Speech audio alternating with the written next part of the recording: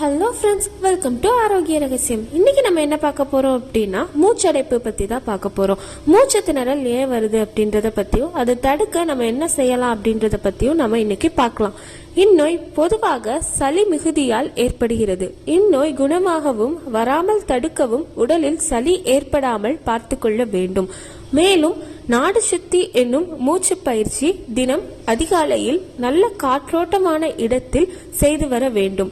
சளியை உண்டாக்கும் உணவான அசைவ உணவு, பால் மற்றும் நெய், தயிர் ஆகிய பால் பொருட்கள், உப்பிட்ட சமைத்த தானிய உணவு ஆகியவற்றை தவிர்க்க வேண்டும்.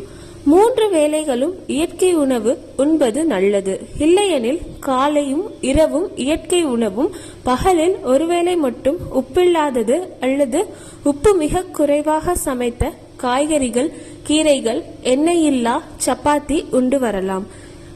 வெறும் வயிற்றில் கண்டங்கத்திரி, நெல்லிக்காய் சாறு, துளசி, தூதுவிலை, கரிசலாங்கண்ணி போன்ற மூலிகை சாறுகளும் அருந்தி வரலாம். தினம் உடற்பயிற்சிகள் செய்து வர வேண்டும். நோய் குணமாகும் வரை தினம் எனிமா குவளை மூலம் எனிமா எடுத்து மலச்சிக்கல் ஏற்படாமல் செய்து வர வேண்டும். இடையிடையே பசித்த போதெல்லாம் பழச்சாறுகள் மற்றும் இயற்கை பானங்கள் மட்டும் அருந்தி உண்ணா நோன்பு இருக்கலாம். கயாபதி பஸ்திரிகா பயிற்சிகளும் அவசியம் செய்து வர வேண்டும். Thank you friends.